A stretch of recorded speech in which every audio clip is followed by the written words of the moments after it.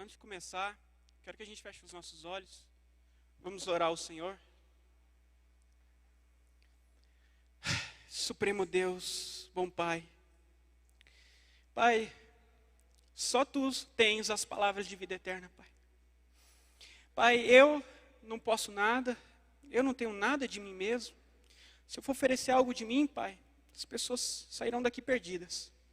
Mas se Tu me usar, a transformação, Pai, a edificação, a salvação. E acima de tudo, o que desejamos é a Tua presença, Pai. Nós não queremos homens, nós não queremos sentimentos, nós queremos a Tua face, a Tua glória no nosso meio. Santo Deus, que o Teu nome venha ser glorificado, que os nossos corações venham estar abertos para aquilo que o Senhor quer nos ensinar, e que a gente venha viver para a glória do Teu santo nome. Eu oro em nome de Jesus Cristo e para a glória de Deus. Amém. Meus queridos, queria começar lendo a palavra, tema de hoje. O tema não está ali, né? É o discipulado. Na verdade, quem ia dar essa palavra hoje seria o nosso líder José, mas ele não pôde dar. Mas ele está acompanhando, ele orou por mim. Então, o tema que ele me sugeriu foi começando em Marcos 2:14. Se eu só ajeitar aqui, eu já leio. Marcos 2:14.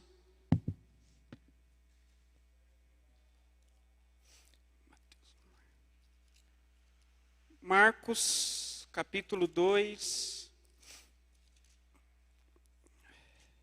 Capítulo 2, 14. Só o 14 mesmo. Olha só. Passando por ali, viu Levi, filho de Alfeu, sentado na coletoria. Disse-lhe: siga-me. Levi levantou-se e o seguiu. Amém? Pode se sentar. A gente começou uma série de ministrações, né? A partir de hoje, começa sobre o discipulado. Como eu disse, eu fiquei encarregado com o início, a introdução ao discipulado. E eu queria comentar 4 coisas hoje, espero não falar muito. O começo do discipulado é a primeira. Como o discipulado está, como ele é a segunda. A terceira é como ele deveria ser. E a terceira, o porquê do discipulado. Quero passar por esses 4 pontos. E eu comecei lendo essa parte de Levi. Levi, para quem não sabe, é Mateus, é o apóstolo Mateus, né? Porque eu queria começar com o começo, literalmente. O chamado ao discipulado. Jesus viu Levi, o que a gente leu aqui em Marcos 2,14. Jesus viu Levi, e aqui Marcos ele fala o seguinte: Levi, filho de Alfeu, sentado na coletoria. Ele chama primeiro Mateus de Levi e diz que ele era filho de Alfeu. Para quem não sabe, Marcos, que escreveu esse evangelho, era discípulo de Pedro. E em Atos fala que ele era conhecido por causa da mãe dele. Então, por experiência própria, eu penso que ele quis identificar Mateus como Levi, filho de Alfeu. Ele era filho de alguém. Mas se a gente for ver o chamado em outros lugares, que a Bíblia, os evangelhos, eles repetem algumas histórias. Por exemplo, em Lucas 5:39. Lucas 5:39. Tem o mesmo chamado. E está assim, ó, Lucas 5:39. 5:39 Não, 5:27. Depois disso, Jesus saiu e viu um publicano chamado Levi. Sentado na coletoria, disse-lhe: siga-me. Levi levantou-se, deixou tudo e o seguiu. Aqui, Lucas, ele era um médico muito amado, discípulo de Paulo. Ele tinha essa linha mais pela profissão. Ele era conhecido como médico e identificou Levi, Mateus, como o publicano chamado Levi. Essa é a maneira que ele foi identificado. E se a gente for analisar bem, o que era um publicano? Publicano era um cobrador de impostos de Roma. Roma era o governo, o império que estava reinando sobre o mundo conhecido da época, né? Europa, Ásia e parte da África. E todos aqueles que se dobravam a Roma eram considerados inimigos do povo, lá em Israel, lá em Jerusalém. Então, as pessoas odiavam os publicanos. Eles eram conhecidos como pecadores, porque eles eram traidores dos filhos de Deus.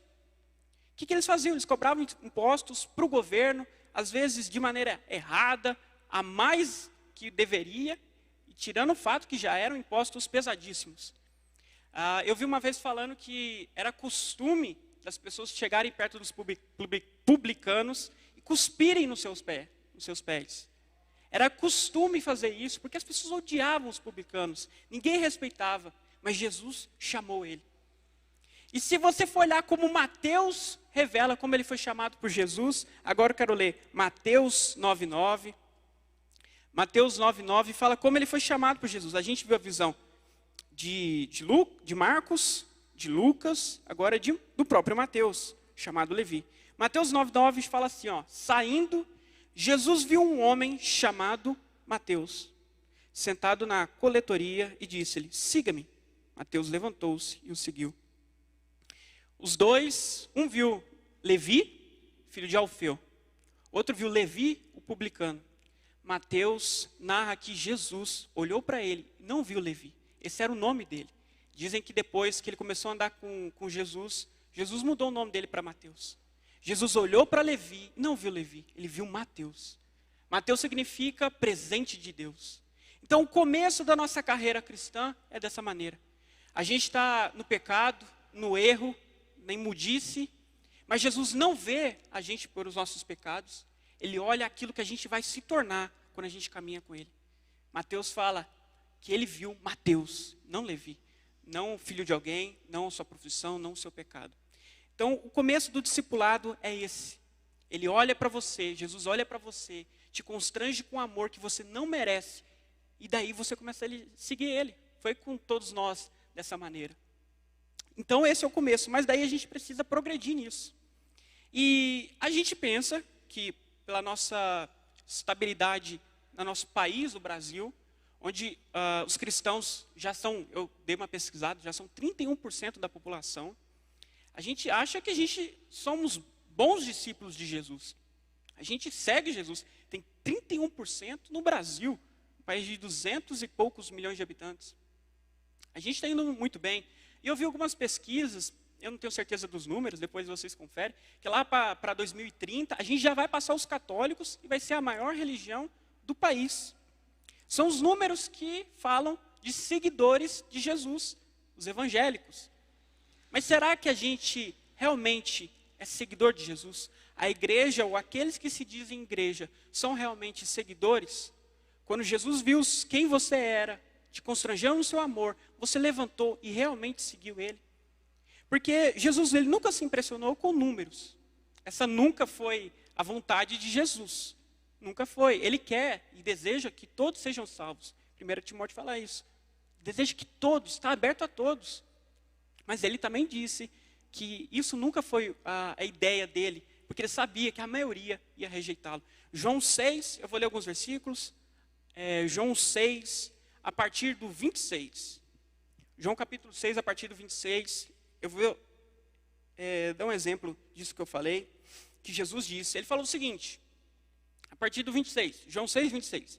Jesus respondeu, a verdade é que vocês estão me procurando, não porque viram os sinais milagrosos, mas porque comeram os pães e ficaram satisfeitos.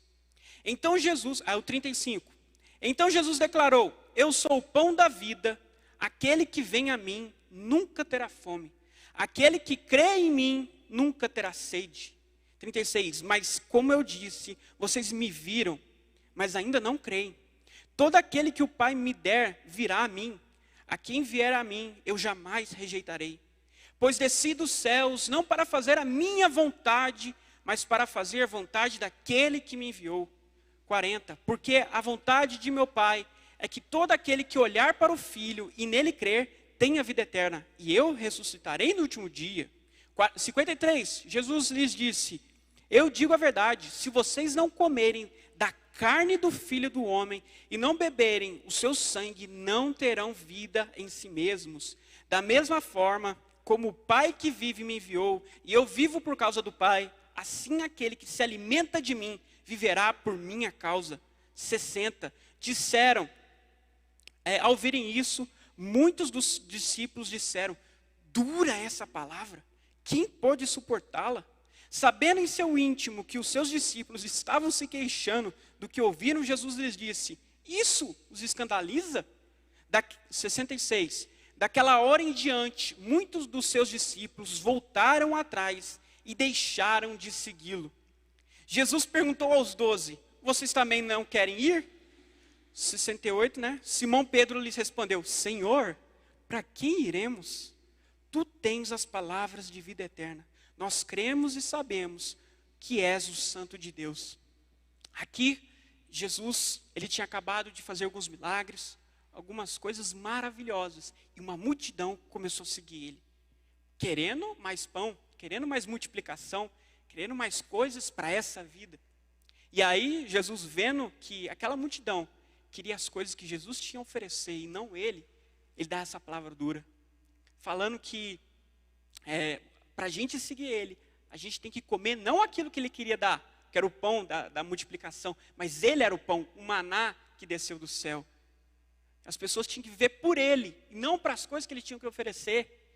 Aí o povo escandalizou e falou, nossa, dura essa palavra, e pararam de seguir. E não foi só a multidão, a Bíblia fala que muitos discípulos, além dos 12, pararam de seguir Jesus.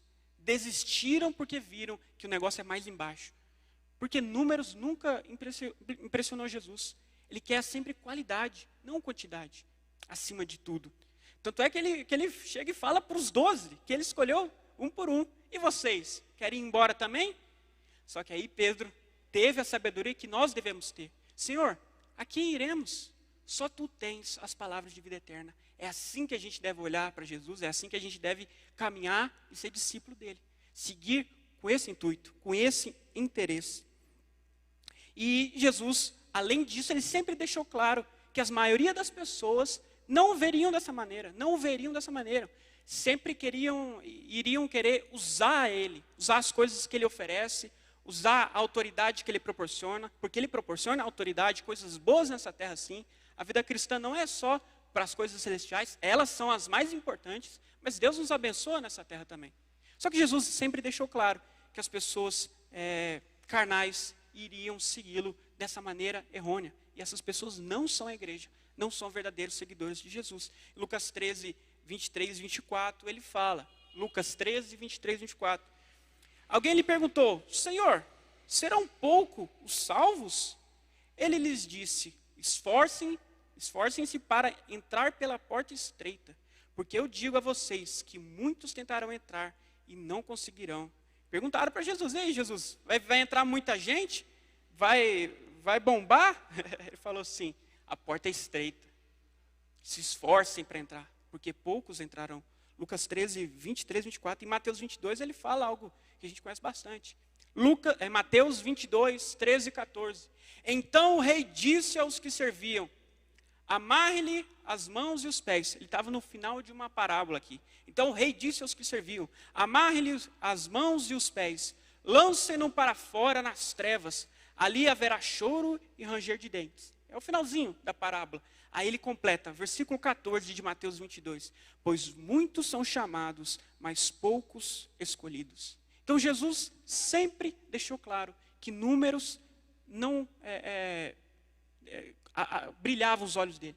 Porque ele sabia que a maioria das pessoas seguiriam ele com más intenções. Não amaria ele de todo o coração. Não viveria conforme ele mandou viver. Ele sempre se impressionou com a qualidade. Tanto é que, como eu disse, ele escolheu 12 discípulos. Ele escolheu 12. Por quê? Ele poderia ter escolhido muitos. Muitos caminhavam com ele. Multidões, milhares de pessoas. A Bíblia fala de 70, uma vez ele enviou 70 pessoas para pregar. Então, muitas pessoas caminhavam com ele. Mas por que ele escolheu só 12 para discipular? Porque ele sabia que, assim, a qualidade, ele acompanharia essas pessoas e a qualidade seria maior e melhor. E dessas 12, poderiam ganhar mais 12, mais 12, mais 12. As coisas funcionam na cabeça de Jesus dessa maneira. Então as igrejas cheias, elas estão cheias aqui no Brasil. Elas estão cheias onde a gente mora, graças a Deus. Mas será que elas são cheias e profundas de verdadeiros seguidores e discípulos de Jesus? Ou são cheias de pessoas rasas, que não amam Jesus por aquilo que Ele é, mas por aquilo que Ele tem a oferecer, ou por medo, ou por oferecer, eu falo até de sentimentos. Eu me sinto bem indo na casa de Deus, e eu não estou falando que isso é ruim, é maravilhoso ir para a casa de Deus, a gente se sente bem, mas acima disso, por que você vem aqui? É porque você ama, porque você quer receber algo. Esse é o intuito. Mateus 7, 13, 23. Mateus 7, 13.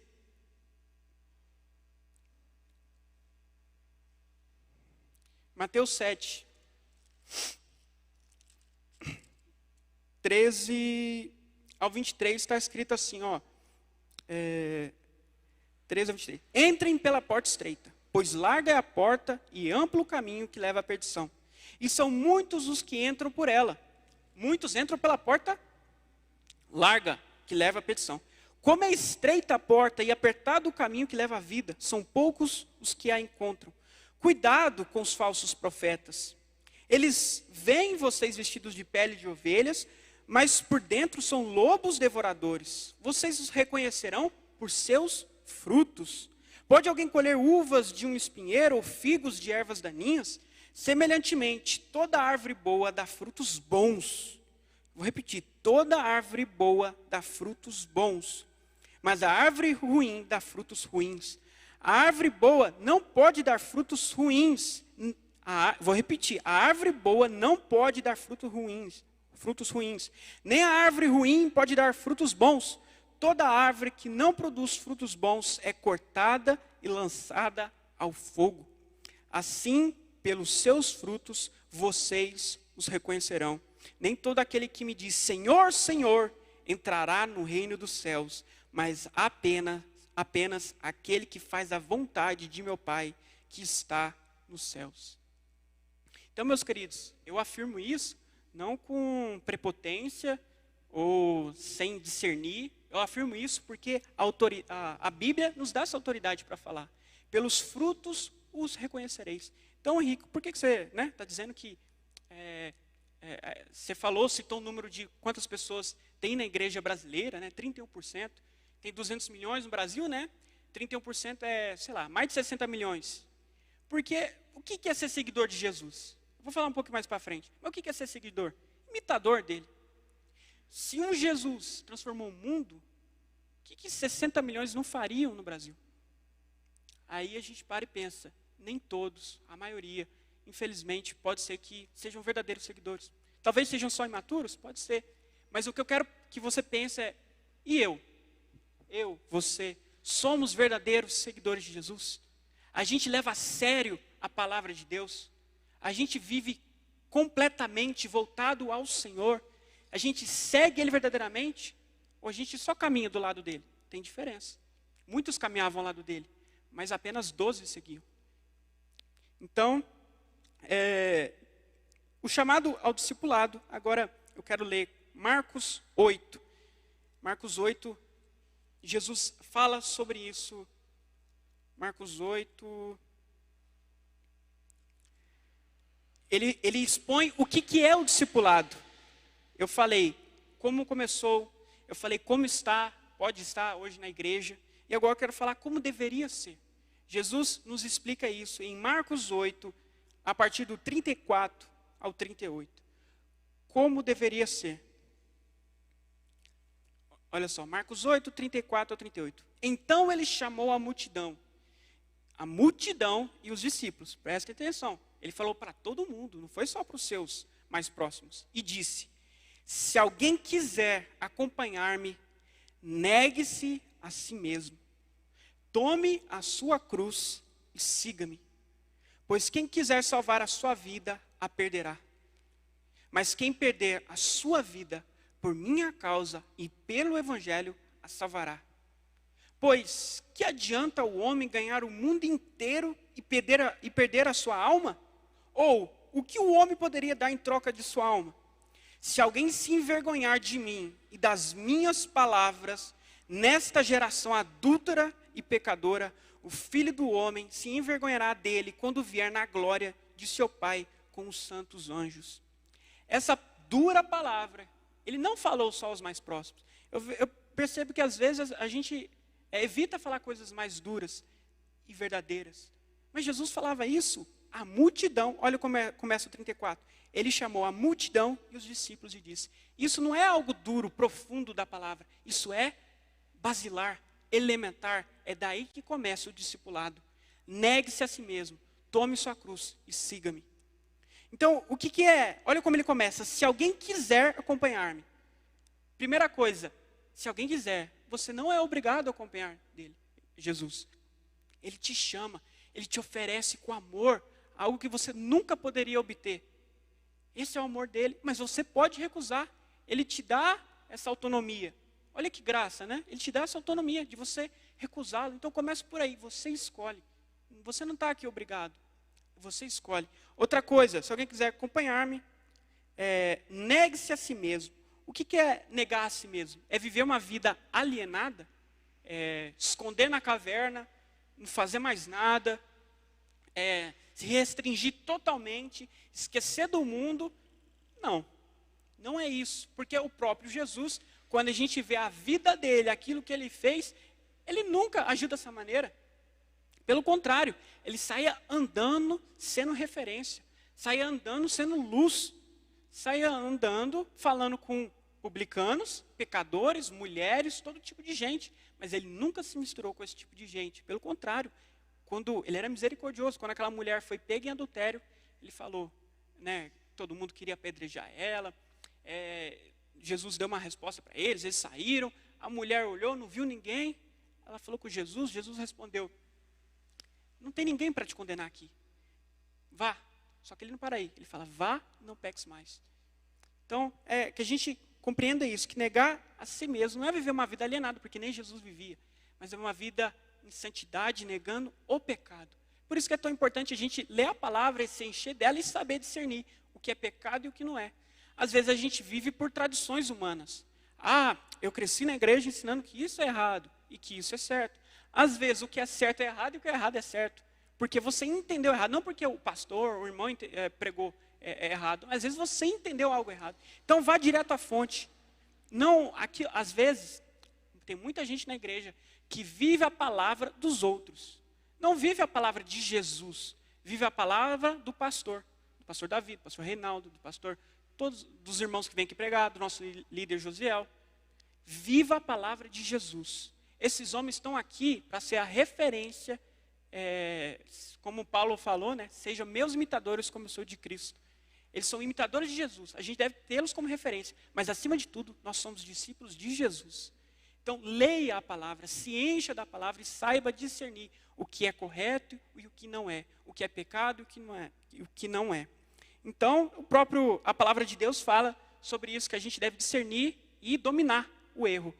Gênesis 4:7, deixa eu ver se eu abro aqui rapidinho. Eu lembrei de Gênesis 4:7, que eu gosto muito. Gênesis 4:7 está escrito assim, quando Caim estava para matar Abel, o Senhor, começar no 6. O Senhor disse a Caim: por que você está furioso? Por que se transtornou o seu rosto? Se você fizer o bem, não será aceito, mas se não o fizer, saiba que o pecado o ameaça à porta. Ele deseja conquistá-lo, mas você deve dominá-lo. O negue-se a si mesmo, ele não é uma novidade que Jesus falou. Ele existe desde sempre, só que o povo não entendia isso. Então, meus queridos, esse foi o conselho de Deus. Já pensou Deus descer na terra e te falar isso? Meu querido, por que você está nervoso? Você errou, beleza. Faz o que é correto que eu vou te aceitar. E olha bem, o pecado está batendo a porta. Compete a você dominá-lo. Jesus vai nos ajudar. O Espírito Santo que habita em nós, ele nos ajuda. Mas tem a nossa parte. Você deve cooperar com o Espírito Santo. Porque a própria palavra diz que Deus deseja que todos sejam salvos. Todos vão ser salvos? Não. Por quê? não é porque é uma falha de Deus, é uma falha humana. As pessoas não dão um braço ao Senhor. Jesus estica, mas as pessoas não dão para ele o braço. Então, há a nossa parte de negar a nós mesmos, de esmurrar a nossa carne e viver para a glória de Deus. Aí ele fala, ó, seguindo aí o 34, negue-se a si mesmo, tome a sua cruz e siga-me. O que é tomar a cruz e seguir? Você entende essa referência que Jesus fez aqui? Ele fez uma referência. A cruz, nessa época, obviamente, a gente conhece, era uma maneira de matar os condenados. Então, quando alguém andava pelas ruas com uma cruz no seu lombo, né, nas suas costas, todo mundo sabia, aquele cara está condenado à morte. Então Jesus falou, negue-se a si mesmo, tome a sua cruz e siga-me. O que Jesus está falando aqui? Eu, você, a gente está condenado à morte. Não existe Henrique, não existe Alexander, Teuzinho, não existe. Existe esse ser humano que serve a Jesus e está condenado a morrer. A nossa carne, né? Porque pela graça do Senhor nós temos vida. Então, é isso que a palavra de Deus nos ensina quando tome a sua cruz e siga-me. Porque Jesus, ele foi o exemplo que a gente deve seguir. Ele fez isso primeiro e a gente copia aquilo que ele fez. E daí a gente vê, mais para frente aí, ó, no 38 ele fala, se alguém se envergonhar de mim, das minhas palavras, nessa geração adúltera e pecadora, o Filho do Homem se envergonhará dele quando vier na glória de seu Pai com os santos anjos. Muitas vezes a gente tem vergonha, né, de falar de Jesus, de falar de Deus. A gente tem vergonha de vir ao púlpito e pregar. Por quê? Porque a gente está muito humano, a gente está muito carnal. Em que sentido? O que é a vergonha, meus queridos? A vergonha é se sentir humilhado. Deixa eu te fazer uma pergunta. Uma pessoa morta, um morto, não é mais pessoa, um morto, ele sente vergonha? Um morto, ele não sente vergonha. Você está morto. Não existe você. Existe seguidor de Jesus Cristo. Então, a gente deve excluir tudo que é humano, tudo que é opinião, tudo que é medo, tudo que é dificuldade, e colocar os pés à cruz. E falar, eu não vivo mais por mim, eu vivo por Cristo. E daí, você vai ter coragem de fazer as coisas. Quando você entende que não é você que faz, não é você que vive, é Cristo que vive em você. Por que você teme fazer algo? Porque você está com medo do amanhã, sendo que você não vive por você. Jesus vive em você. A Bíblia fala que nós somos justificados por Jesus. Em 1 João 1,9 eu acho, fala que se a gente confessar os nossos pecados, Ele é fiel e justo para nos perdoar de toda maldade. Por que Ele é fiel e justo de nos perdoar? É bem contraditório. A gente não merece o perdão, mas Ele é fiel e justo. Por quê? Não por nós, mas por Jesus na cruz.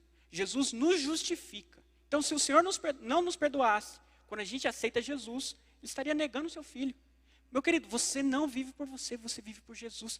Isso não nos aprisiona. Pelo contrário, isso é libertador. Você não tem mais medo, você não tem mais restrições.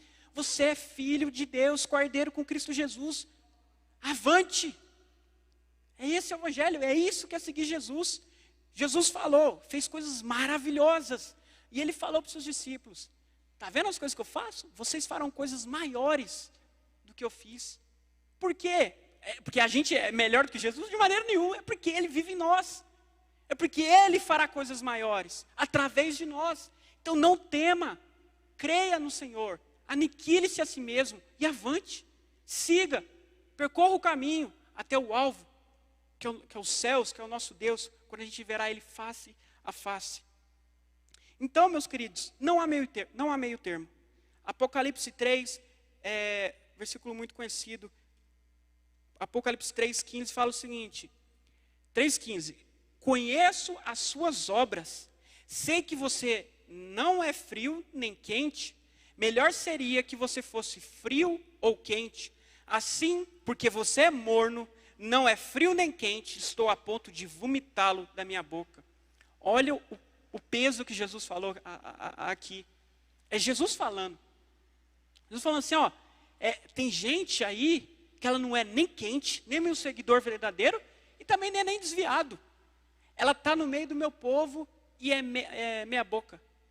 Esse tipo de gente eu estou a ponto de vomitar da minha boca. O que é o vômito? Quando a gente tem nojo de algo. Será que Jesus está tendo nojo de você, meu querido? É uma palavra pesadíssima que eu me analiso. Senhor, eu não quero que o Senhor tenha nojo de mim. Não por medo daquilo que ele pode, pelo inferno, que é real e a gente deve, né, levar em consideração, mas porque um Deus tão bom, tão maravilhoso, que me amou quando eu era inimigo. Como eu posso agir de uma maneira tão terrível que um Deus tão amoroso sinta nojo de mim? Quando você para pensar nisso, você não quer viver da mesma maneira. Você não quer ser um crente morno, você quer ser um crente quente. Também não é um frio, não. O frio está no mundo. Então, seja dessa maneira. Não há meio termo na palavra. Outro exemplo, Lucas 14, 25 a 35. Eu vou ler, é um pouco grande, mas eu vou ler tudo. Ó. Lucas 14, 25 a 35. Uma grande multidão, de novo, uma grande multidão, e acompanhando Jesus. Este, voltando-se para ela, disse: se alguém vem a mim, ama seu pai, sua mãe, sua mulher, seus filhos, seus irmãos e irmãs, até sua própria vida, mais do que a mim, não pode ser meu discípulo. E aquele que não carrega a sua cruz e não me segue, não pode ser meu discípulo. Qual de vocês, se quiser construir uma torre, primeiro não se assenta e calcula o preço para ver se tem dinheiro suficiente para completá-la?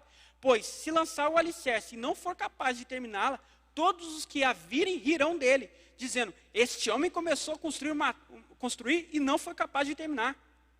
Ou, qual é o rei que, pretendendo sair à guerra contra o outro rei, primeiro não se assenta e pensa se com 10.000 homens é capaz de enfrentar aquele que vem contra ele com 20.000?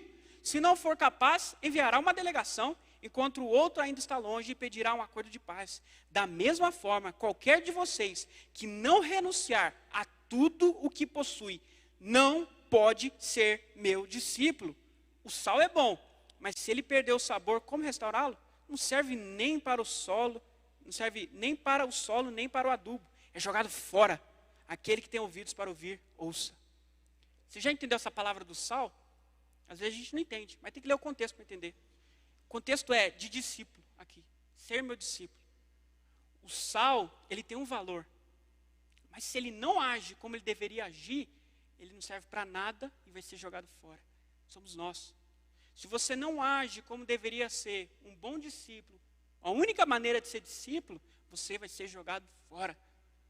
Dura e pesada essa palavra, mas é o que o Senhor deseja de nós. E Ele nos ama e fala isso para o nosso bem, para o nosso ensino. E algo ainda mais pesado, para você ver que não é algo só do Novo Testamento. A intenção de Deus sempre foi a mesma desde o início, só que a revelação dele é progressiva. A gente só vai conhecendo mais e mais e mais. Então, Malaquias 1:9, a gente usa muito esse tipo de passagem para os dízimos, mas isso existe desde lá. Ele está falando das ofertas aqui, ó, Malaquias 1:9. E agora, sacerdotes, tentem apaziguar Deus para que tenham compaixão de nós. Será que com esse tipo de oferta ele os atenderá? Os sacerdotes que estavam oferecendo uma oferta ruim a Deus, meia boca. Ele fala isso. Pergunta o Senhor dos Exércitos, 10. Se um de vocês fechasse as portas do templo, assim ao menos não acenderiam o fogo do meu altar inutilmente. Não tenho prazer em vocês, diz o Senhor dos Exércitos, e não aceitarei as suas ofertas. Olha que pesado isso, meus queridos. Era Deus falando para eles: se vocês continuarem a me oferecer essa oferta meia boca, é melhor fechar o templo, é melhor fechar a igreja. É melhor dessa maneira. Que dura essa palavra. E quantas vezes a gente vive dessa maneira? Quantas vezes a gente vive um evangelho meia boca? Quantas vezes a gente só acompanha Jesus, mas não segue Ele verdadeiramente? E deixa eu te falar, é isso que Jesus pensa quando a gente age dessa maneira. Mas, então, o que eu devo fazer agora? Eu falei como começa, com esse amor que Deus olha e vê aquilo que a gente pode ser, né? Eu dei o exemplo de Mateus, que antes era Levi. Depois eu falei como, infelizmente, pode estar a igreja no modo geral, talvez nós hoje. E depois eu falei como deveria, como o Senhor Jesus, a palavra de Deus, nos ensinou como a gente deveria ser discípulo. Mas agora, para encerrar, o quarto ponto, eu quero responder o porquê. Por que discipulado? O porquê isso?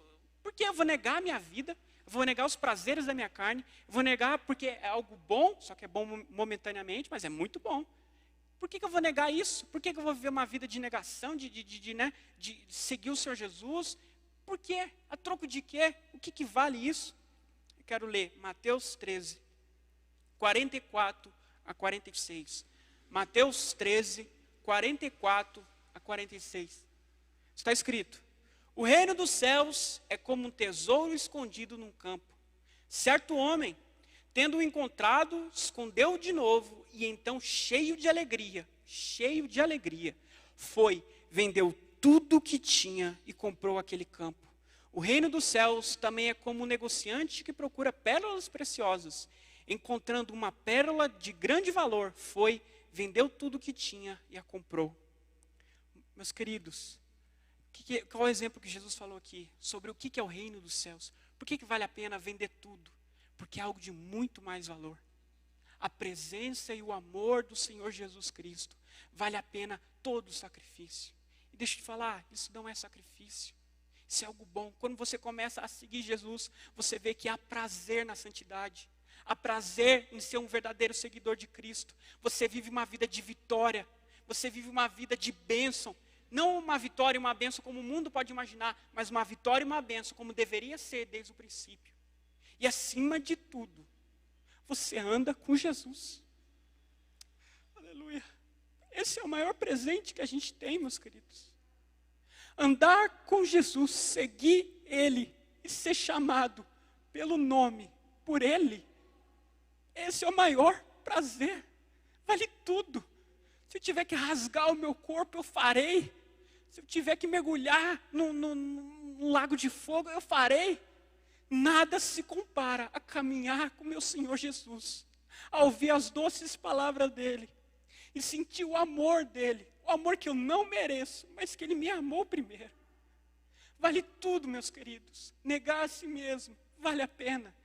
Vale a pena seguir o Senhor, deixar suas opiniões, seus desejos. Vale a pena, meus queridos. Eu vi um filme outro dia, um filme maluco, chama Cascavel na Netflix. Maluco, ruim, não vê não. O filme era de uma mulher que ela pegou, acho que ela estava separando do marido, então ela pegou a filha, entrou no carro e ia fazer uma viagem para o outro lado dos Estados Unidos. Então, quando ela estava ali naquela região do Texas, sabe, aquela região de deserto, o pneu do carro furou. Ela parou na beira da estrada para trocar o pneu. Abriu a porta e deixou a filha dela brincar no meio do deserto ali. Enquanto ela estava trocando o pneu, a filha foi, mordida, picada, não sei como é que fala, por uma cascavel. E a cascavel é venenosa. Ela ficou desesperada porque ela estava no meio do nada, não conhecia o lugar, não sabia se tem uma cidade próxima e o pneu ainda estava furado, ela não tinha acabado de consertar. Só que ela olhou bem e viu que tinha um trailer ali próximo, que ela não tinha reparado. Ela chegou lá, pedindo um socorro, gritando pela vida da filha dela. Tinha uma mulher lá, falou assim, tá bom, eu cuido dela, vai lá trocar o pneu e tem uma cidade próxima. Rápido, porque você precisa levar para o hospital. Ela foi, trocou o pneu, e quando ela voltou, a menina já estava bem melhor. Só que ela estava preocupada, afinal foi picada por uma cascavel. Ela pegou a filha correndo, agradeceu e levou, colocou ela no carro, levou para a cidade. Chegando na cidade, no hospital, o médico olhou para a filha dela e falou assim, o que aconteceu com ela? Foi picada, mas não tem nada aqui, ela está completamente curada. Mas aí a mulher lembrou que ela viu a cobra, ela viu a perna da menina roxa, gigante assim, e ela começou a entender que aquilo era algo sobrenatural, maluco. Aquela mulher lá curou a menina dela. E aí aparece um homem no quarto do hospital que ela estava, e falou assim, eu curei a sua filha. Deu a entender que era tipo um demônio, alguma coisa desse tipo. Eu curei a sua filha e uma vida pela outra. Eu quero uma vida pela vida de sua filha. Sabe, aí eu estava pensando nisso, a pessoa que escreveu esse filme é um ímpio, com certeza é um ímpio. Ele entende o sentido de uma vida pela outra. Minha filha ia morrer, eu salvei ela, mas é necessário uma vida em troca disso. Aí eu lembrei de Jesus. A gente devia estar naquela cruz. A gente devia ter morrido de maneira terrível pelos nossos pecados. A gente merecia aquilo. Mas Jesus, o próprio Deus, Supremo Deus, morreu em nosso lugar. A gente deve dar a nossa vida por Ele. A gente deve viver os nossos dias para a glória dele. Isso é uma vida de gratidão. E, acima de tudo, uma vida de amor a ele. Quando a gente reconhece, como eu disse, que a gente não merece o amor. E ele nos dá gratuitamente. Eu não estou te falando que a vida de discipulado, negar a si mesmo, é uma vida que a gente vai conseguir pelas nossas próprias forças, méritos. Não. Mas é uma vida que a gente vai seguir Jesus.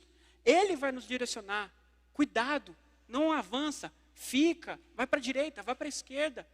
Não se agarre à sua própria força, ao seu próprio entendimento. Procure um líder, alguém experiente. Daí começam as ramificações do discipulado.